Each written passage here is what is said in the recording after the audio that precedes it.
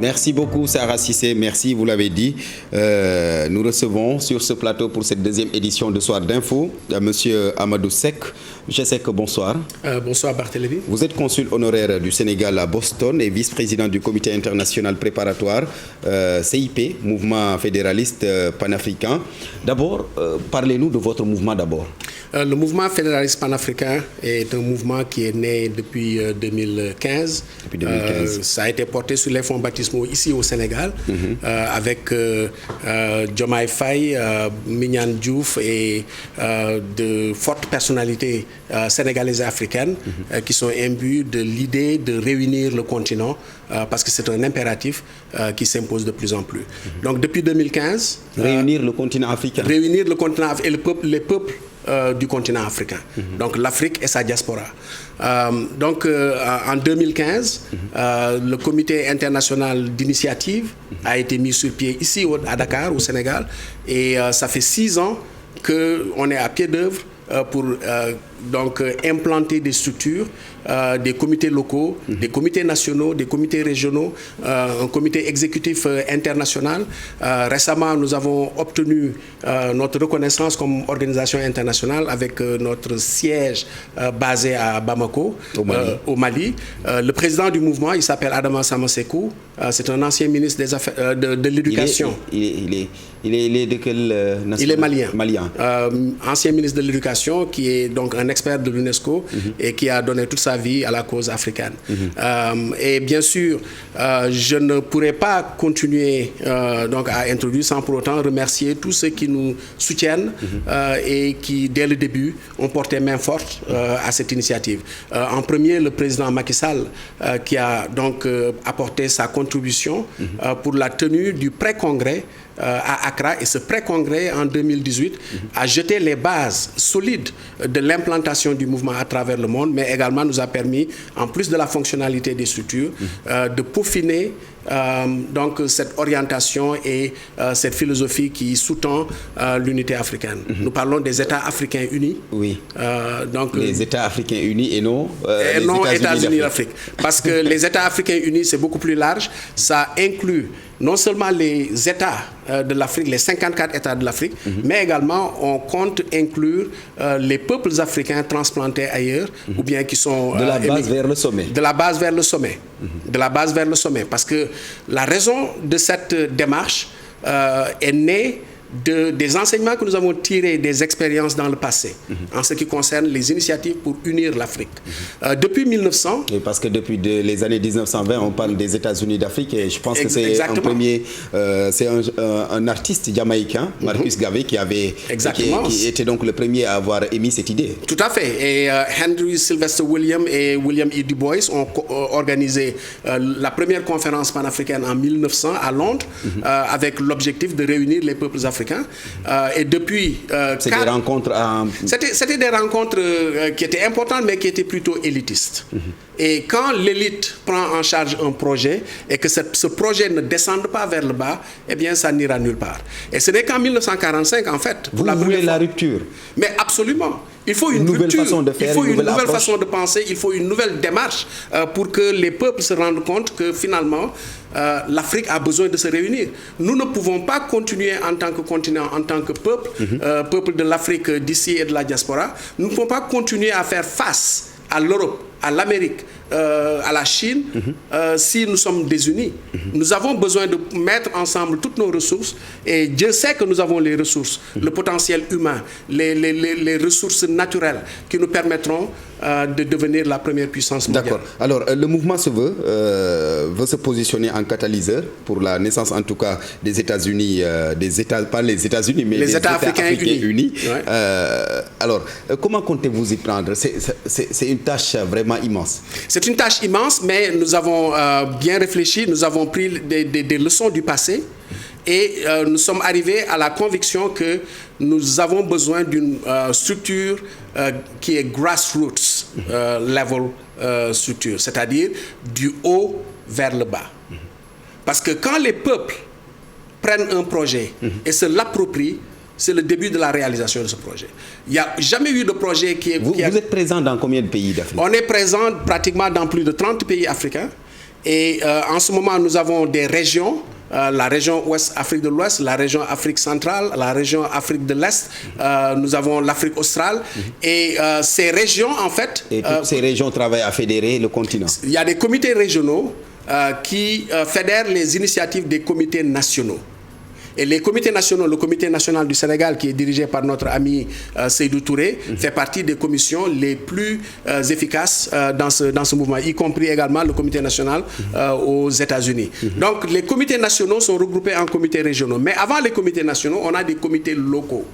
Et ces comités locaux, ce sont des étudiants, ce sont des jeunes, des femmes, des organisations caritatives, de la société civile, qui se retrouvent autour de l'idéal de l'unité africaine. Donc, du bas vers le haut, les comités locaux se retrouvent et forment des comités nationaux. Les comités nationaux se retrouvent et forment des comités régionaux. Et nous avons la région Europe, la région Amérique du Nord, Caraïbes et Amérique latine, qui se joignent aux régions africaines. Donc vous êtes présent même à l'extérieur. On est même présent à l'extérieur. Mais est-ce que les pays du Maghreb se reconnaissent?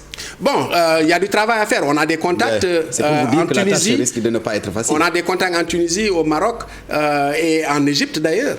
Mais effectivement, il y a du travail à faire beaucoup plus parce que, encore une fois, je voudrais préciser cela, nous ne sommes pas un projet racial. Les États africains unis, ce n'est pas un État noir. C'est tous les peuples africains, y compris les peuples africains de races différentes. Donc, c'est ça. Nous voulons faire une rupture de procédé. Nous voulons que les peuples s'approprient ce projet d'unification de l'Afrique.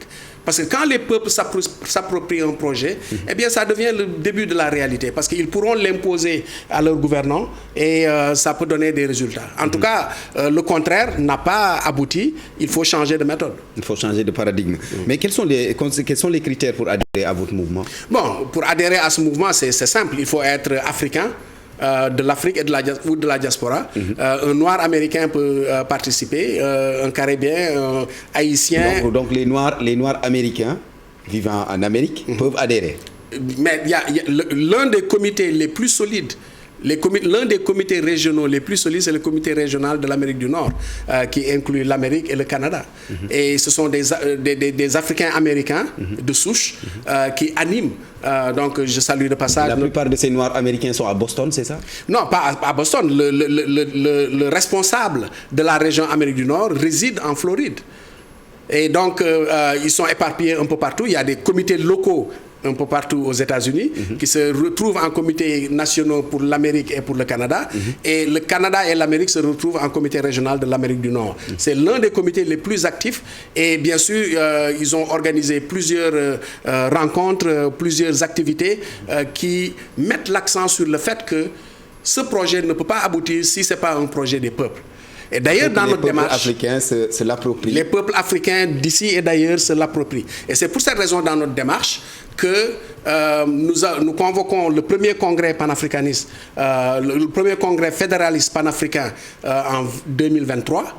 Et ce premier congrès, qui se tiendra à un lieu à déterminer, et ce premier congrès aura la tâche de peaufiner la philosophie et l'orientation et la vision du mouvement fédéraliste panafricain et comment elle est différente des autres visions et définir les grands axes et l'identité de cet État africain que nous voulons créer.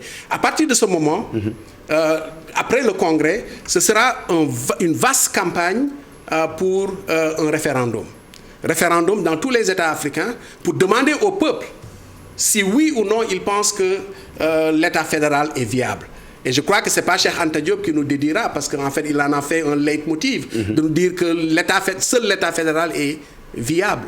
Donc, on pose cette question aux peuples africains et s'ils disent ils vont voter. Ils vont voter, c'est un référendum et on peut collaborer avec tous les États pour leur demander d'inclure une question à leurs élections régulières. À condition que vous arrivez à régler d'abord les préalables. Bon, les préalables, c'est l'existence de structures de base que nous sommes en train de construire, que nous avons construit. Dans un continent où la libre circulation des personnes et des biens n'est pas garantie, où chaque peuple regarde l'autre avec le mépris, ça risque d'être très compliqué. Ça devrait être une motivation supplémentaire. Ça devrait être une motivation motivation supplémentaire, d'autant plus que ce semblant de différence entre les peuples africains, c'est quelque chose qui nous a été dicté par le colonisateur.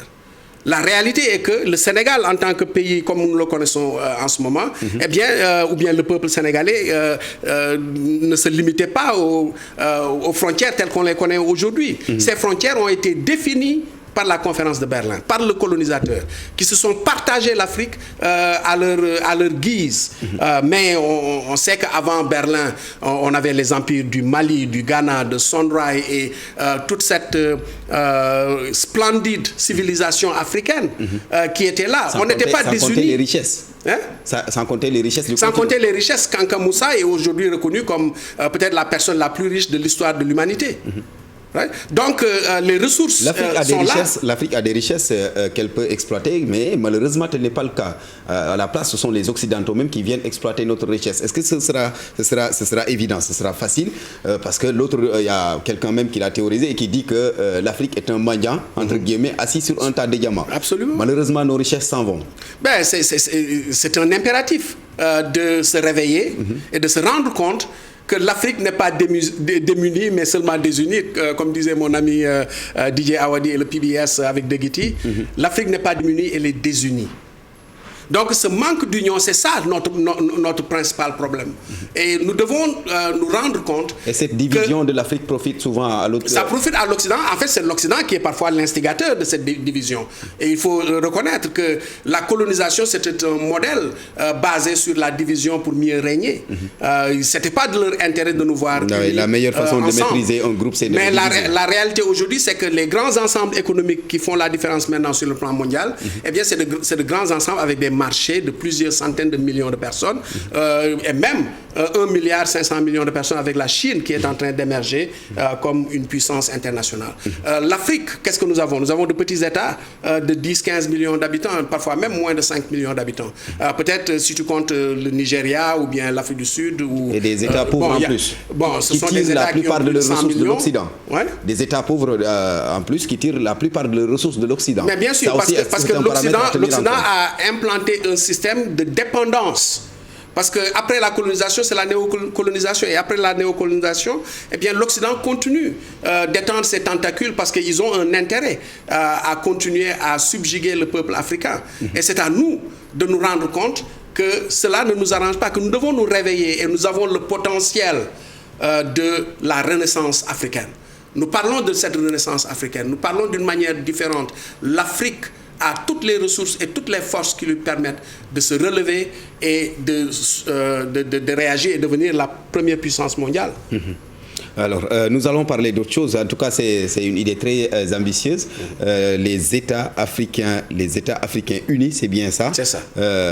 Vous acheminez vers un congrès qui va peut-être poser les jalons et donc de ce mouvement-là et puis éventuellement définir la stratégie à adopter pour arriver à votre ambition. On parle, vous êtes, je le rappelle, le consul honoraire du Sénégal à Boston. Naturellement, il y a des Sénégalais là-bas, aux États-Unis. Ils sont nombreux. Bien sûr. Comment ils vivent là-bas?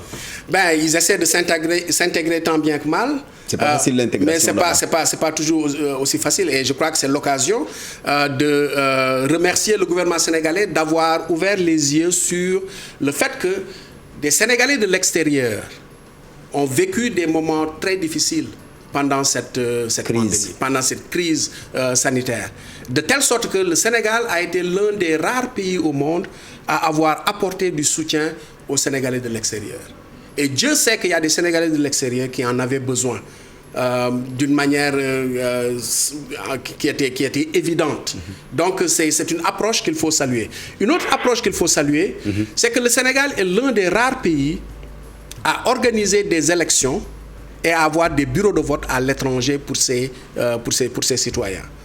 Et c'est dans ce domaine que nous intervenons en tant que répondant du gouvernement sénégalais de contribuer à l'organisation d'élections au niveau de l'Amérique, mais aussi partout où les Sénégalais sont. Et ce modèle de contribution et de participation à la politique du Sénégal, même résidant ailleurs, c'est un modèle qui est en train d'être copié par beaucoup d'autres pays. Mais c'est un modèle qui aussi a bénéficié du support et d'une mention favorable de notre mouvement parce que effectivement, nous pensons que les Africains de la diaspora ont un rôle à jouer dans les États africains unis, y compris participer à des élections. Et parmi les Sénégalais qui sont là-bas aux États-Unis, il y en a qui n'ont pas de papier. Est-ce que vous les aidez? Mais bien sûr, il y a des structures qui les aident. L'ambassade, le consulat général qui est à New York, qui est très occupé. Et je salue de passage mon collègue et mon boss, M. Ndao, El-Hadj Ndao, qui fait un travail extraordinaire en termes de s'assurer que les Sénégalais ont les papiers dont ils ont besoin. Jusqu'à une date récente, en 15 minutes, voire même 30 minutes, vous pouvez avoir votre passeport confectionné sur place. Okay. Bon, donc tout n'est pas parfait, mais je crois qu'il y a eu des bons qui ont été faits et cela résulte d'une volonté du gouvernement d'inclure les Sénégalais de l'extérieur. Encore une fois, quand je parle de l'inclusion des Sénégalais de l'extérieur dans la vie politique au Sénégal, c'est ce modèle que nous avons dans les États africains unis, avec donc les Africains de la diaspora, les afrodescendants, qui ont une part à jouer dans cette unification. Précisez aussi que votre mouvement n'est pas politique. Wow. C'est un mouvement qui n'est pas politique. Politicienne, je veux dire. Nous avons toutes les lignes politiques, donc ce n'est pas un mouvement partisan. Nous sommes ouverts à tous les partis politiques, à toutes les organisations de jeunesse, de femmes, à toutes les confessions. Donc c'est un mouvement africain. C'est un mouvement africain. Merci beaucoup. Malheureusement, le temps qui nous est imparti est fini. J'aimerais poser d'autres questions, mais malheureusement, le temps, nous avons épuisé. C'est moi qui vous remercie. Merci beaucoup, Amadou Seck. Merci, consul honoraire du Sénégal à Boston et vice-président du comité international préparatoire CIP, mouvement fédéraliste panafricain. Merci. Merci beaucoup. Mesdames, Messieurs, merci à vous. C'était Soir d'Info. Rendez-vous demain.